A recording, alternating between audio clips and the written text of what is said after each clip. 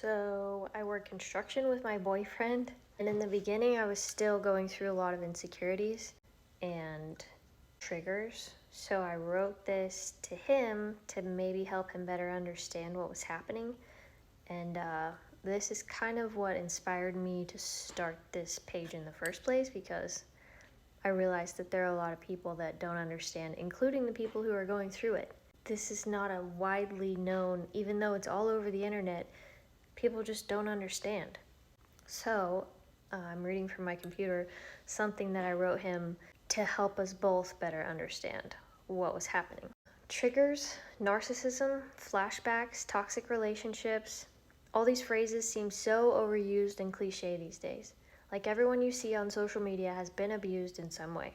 I'm sure most of them are probably true, but it somehow makes me feel like my story is invalid or exaggerated, I guess. Like I'm just being dramatic. But if you agree with that idea, I will throat punch you. I want to try my best to explain some of my personal issues without sounding too much like a therapist or too overly emotional.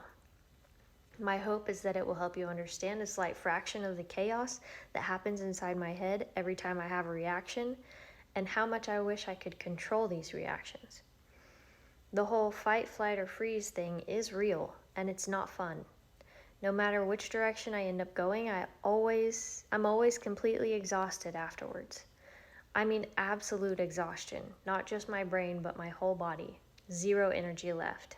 Freeze probably happens to me the most often, simply because I have nowhere to run while we're at work, and fighting back only makes me hate myself. I know from the outside it looks like I'm just completely uninterested in what you're saying, or I don't give a shit about what I'm supposed to be working on. So when I refer to a moment that I spaced out, what really happens is this. My brain recognizes harsh words or angry behaviors as a threat to my safety, even if they're not directed at me. Based on past experiences, in an attempt to protect itself from these moments, it chooses to shut down completely. I can't focus. I can't even remember specifically what the hurtful words were half the time. I know there's a legitimate reason I should feel mad or disrespected, but the only thing I can feel is emptiness. Like my whole world just went totally blank and I have no idea how to fix it. Sleep seems to be the only way I can reset myself. Sometimes just one phrase will set me off and I can't shake it for the rest of the day. The phrase doesn't even have to be super mean, it just has to remind me of a past conversation that didn't end well.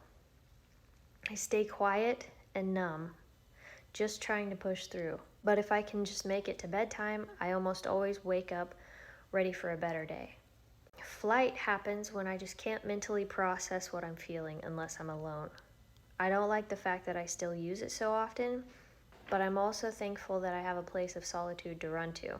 I'm afraid that if I ever felt stuck with no way to escape the potentially threatening circumstances, I'd absolutely end up making the situation worse, in some attempt of self-sabotage to get myself away from the threat so that my brain doesn't have to keep trying to do it for me. Fight happens rarely, I think, unless I block that out too. But when it does happen, it makes me feel a little bit better in the moment, like I'm standing up for myself, like I'm refusing to accept disrespect. Then afterwards I crash. I feel like all the work I've done to get away from the person I used to be has just vanished, and I'm never going to be better than I was back then. Those explosions of anger and hate are so destructive to myself and whoever happens to be around me. It's almost like I've let someone else take over and I have no control over my words or actions.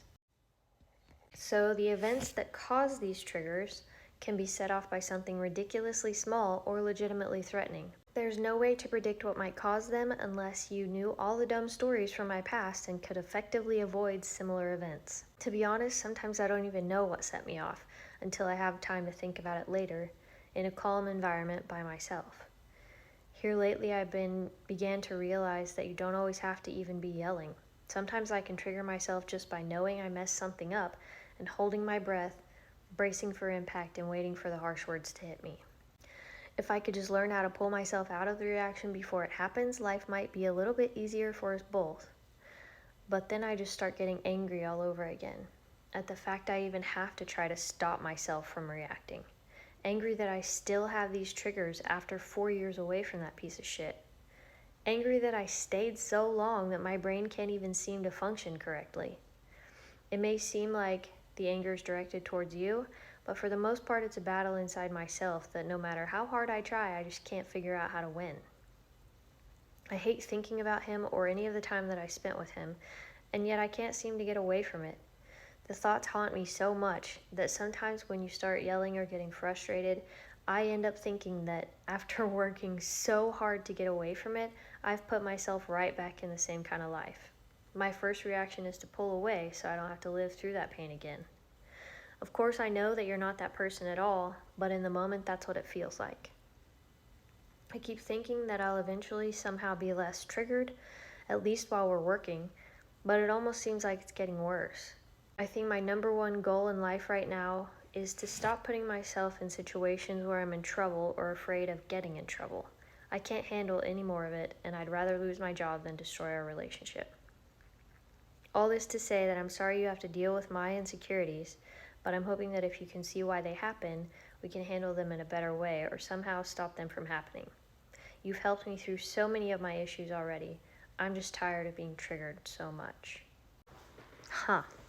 So in case you're wondering, I love my job. We still have bad days, but definitely happens less than it did when I wrote this. But I do also still have that place of solitude.